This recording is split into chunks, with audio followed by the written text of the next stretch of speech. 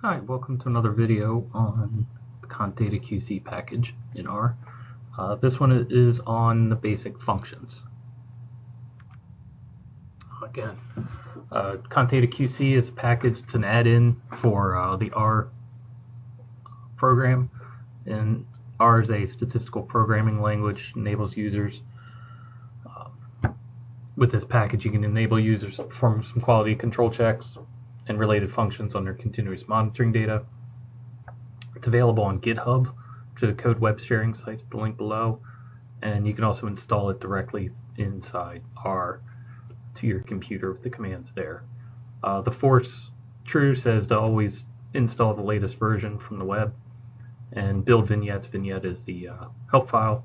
The build vignettes equals true forces those to be installed on your computer. Getting help anytime from within R, always make sure you have the library loaded first. Library ContDataQC. Prefix any command that you want to see the help file for with question mark. Help index for all the functions in the package. The code is there. And if you want to see the vignette, which is the overall help file, there's your code. The core functions. This focuses on the handling of the continuous data. You have get gauge data, which of course acquires your data from USGS gauges. QC raw performs some QC tests. Aggregate generates a single file with a specific date range from multiple or single files. And summary stats calculates statistics. The get gauge data function, you download data from USGS gauge. Output is formatted for use with the continuous data QC package. It's a little bit different than what you would get if you used package data retrieval, which is actually behind this function. During the download, a table, as you can see, there's blue text that shows the function call. It says we're only going to get one site, and then it shows you the available data for the site. If you look under parameter codes, you see you got 10, 20, 60, 65. You have to know your parameter codes in order to know what data is available, but you can always look those up online. And in this case, it processed and was done in less than a minute. The QC raw, you apply QC tests to data and assign flags. The flags are unrealistic values, gross range, so things that are beyond your expectations for what should be measured out in the field. Spike tests are values that change by more than X amount from one value to the next. Rate of change, it's values that exceed some range, say 3 standard deviations within time periods, say 25 hours. So it looks back at the previous 25 hours, figures out the standard deviation, and if your value is more than 3 times that, it gets flagged. Flat line is looking for measurements that are, if you put them on a plot, it would look like a flat line. These are ones that are within some sort of tolerance, say 0.01 degrees Celsius, and you have more than 10 measurements in a row. So once you get that 11th measurement that's still in the same range, then it'll flag that one. The flags are assigned to each data point for each test. So for each data point that you have, you're going to have 4 flags, but then it also assigns a flag overall. Pass, suspect, fail, X for no data. Some of these tests, if you're looking at consecutive measurements or the measurement before and you're on the first measurement, you can't run the test. The aggregate, this combines or splits data into a single file. So the way the function's constructed, you can either feed it a site ID and a start and a stop date, and it looks all the files in your directory that match that, or you can feed it a series of files, and it'll go and just combine those based on your date range. So if you fed it a file that had an entire year's worth of data and you were only interested in summer, and you gave it just those dates, it would cut it down. If you were interested in combining 3 years worth of data and you had multiple files on your computer that added up to those 3 years, it would combine all those into a single file. It just makes data processing later on easier if you have a single file for the analysis that you want to do. and this function lets you do that. Summary statistics, as it says, calculates statistics on your data. Has 3 outputs, actually sometimes more, is a data file for each data type. One for the mean values by the time period, so daily, month, season, year, month, month, day, Julian day, season, and year combined. And those are used to create a PDF with plot. So you can see the plot down there at the bottom for, say, year, for like all the data for this one particular sample.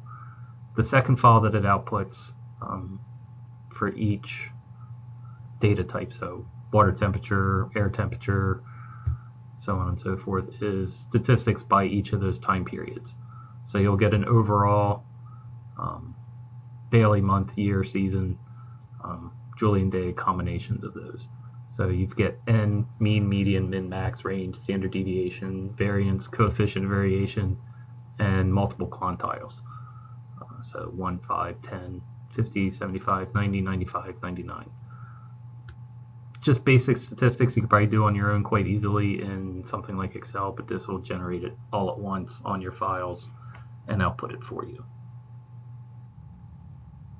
Configuration file, one of the advantages is the package ships with a default configuration file that holds specifics for names of data columns, so say water.temp.c. If you use something different, you could create your own configuration file. Other things in there are date, time formats, the thresholds that are used for the QC tests, some other defaults, say time zone. Let me just run through some quick code in R. What I have it saved in is an R notebook, which will go up on GitHub along with these slides and the videos. There's the link. A notebook in R is just a mashup of text and code that is then rendered into an HTML file.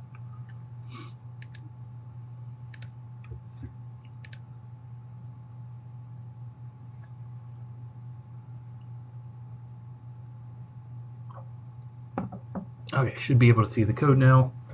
This is the actual code, the markdown file. Nobody needs to know this. Once I hit the preview button, it then comes up in my viewer window. I'm using RStudio here. If I was just running basic R, or even if I hit this button here, it would come up inside my web browser. I'm just going to leave it in here for this video to keep it compact. There's a nice little table of contents that you can click on to get each section.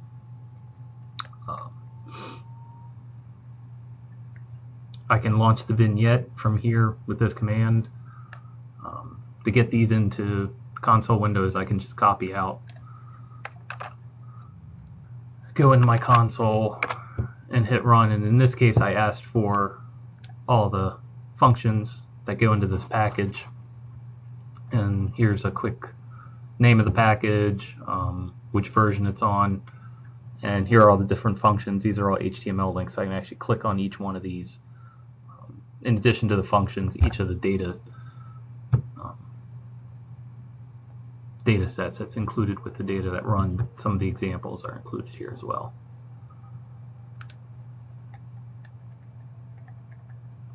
If you're interested in getting just the list of functions out to the console, I can list, and here they are again. Basic functions, get data, QC raw, aggregate, summary stats. So if I want to see any function, I just precede it with a question mark and it'll come up in my help window. So I can, each one of these has several examples.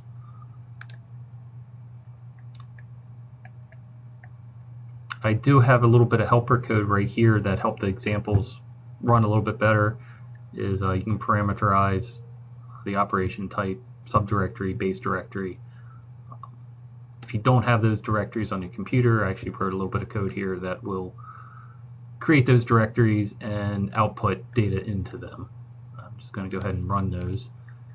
And if for whatever reason you already have those directories, no harm done. It'll just come back with a false statement on these when it tries to copy into data, because I've already run these several times. Get gauge data, so I want to download gauge data.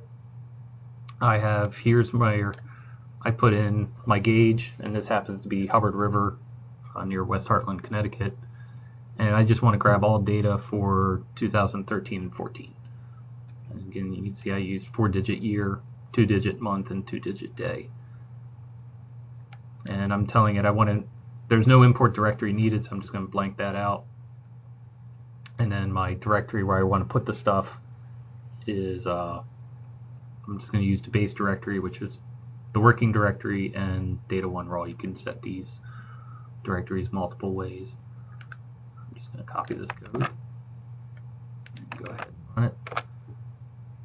And I've only requested one site, so that's all it's looking for, and it's showing me all the data that's available for this site. So you can look at the parameter codes 10, 20, 60, 65 and see how many records are available and the start and the end date. So if I really wanted to, I could go back to 1990 with parameter code 60. Whereas some of the other data sets don't go back quite that far. And say this went ahead and completed in less than a minute. If I went to the directory data1 raw where I said to put this, I would now see a file.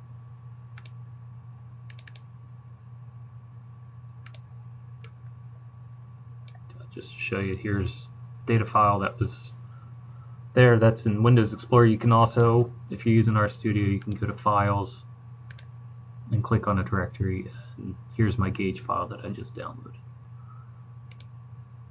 The next function is QCing raw data. So initially I copied a few files out to my data1 raw folder, and I'm going to perform some basic QC on those.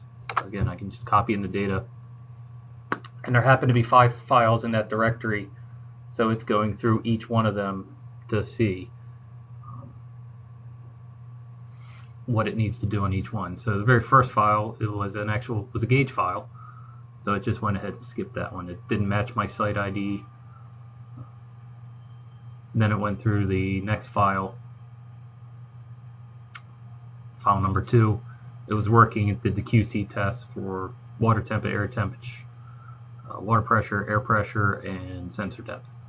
And here's the name of the file it was using, the amount of time it took to do that and generate the QC report. And then there was 2 other files that matched. File number 5 has test 4 was the name of the site, and we used test 2. That's what we requested, so again, it skipped that one.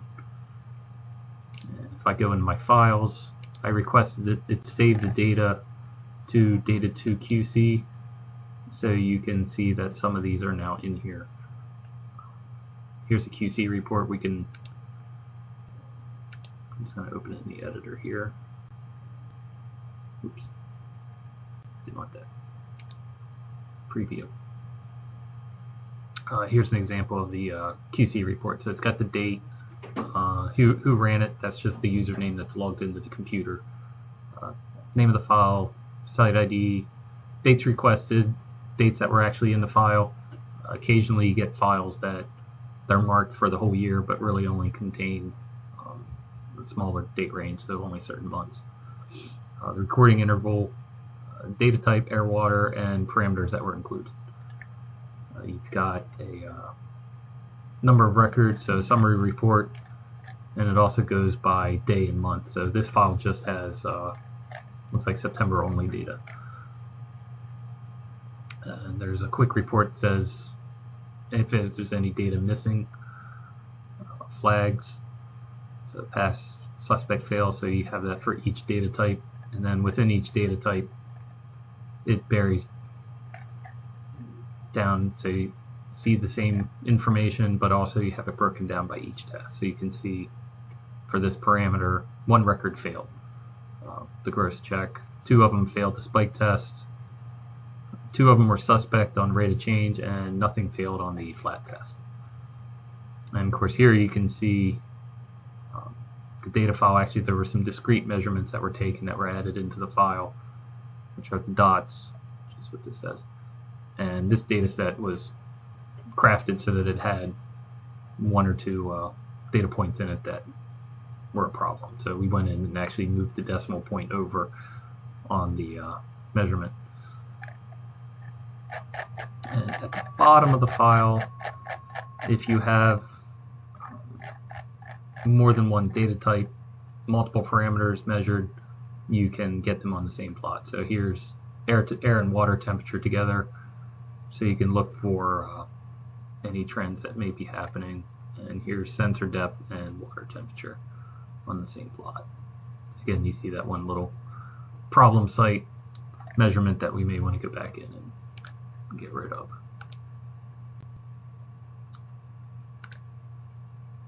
Okay, so now that I want to aggregate, I actually do have 3 files for this site. So I want to aggregate them over a longer time period, because I want to be able to run my statistics on a larger data set. So here's my code. It'll run through each one. You get kind of the same report back out.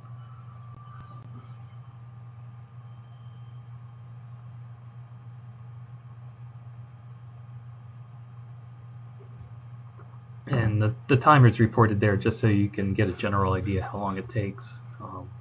So if you were running a very large data set, you could write down if it took 10 minutes, 15 minutes, or only 2. That way you know generally how long it should take. Occasionally you get these warnings. Most of them, I type in warnings, I can see that typically you get these NAs introduced by coercion. That's just when there's a statistic run or calculation, or if you're going from, say, text into numeric format. These can typically be ignored. I just hit Control-L and clear my screen.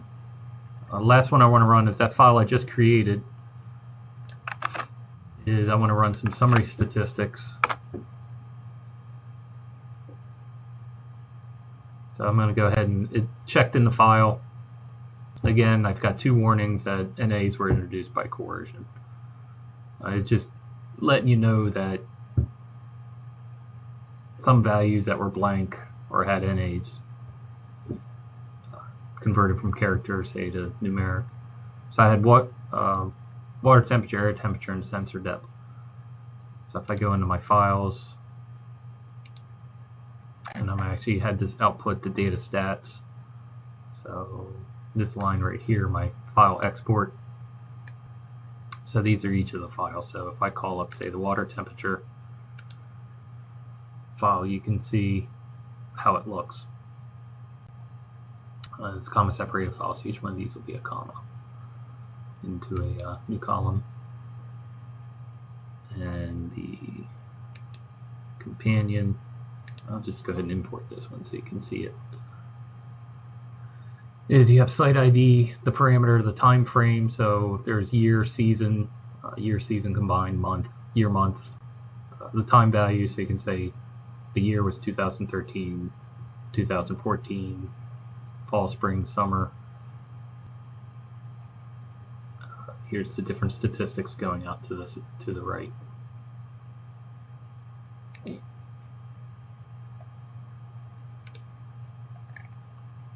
And then also you have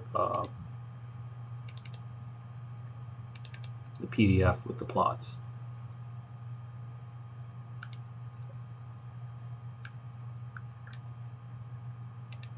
So let me share that.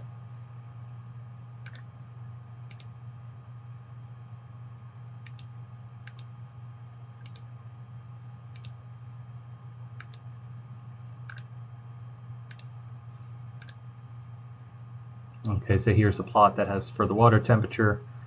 You can see the variation of the min and the max for each one of these measurements. So as it goes through, this is by day over the entire time period. If I scroll through these, I can see it by Julian day. Since there's only 2 years worth of data, here's year and month, so each month is plotted within the min and the max. So these become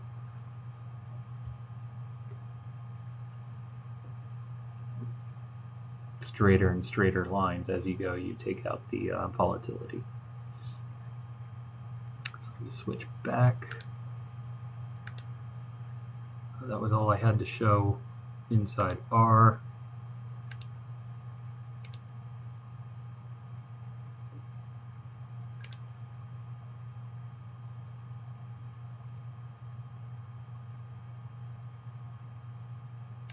Just wanted to close out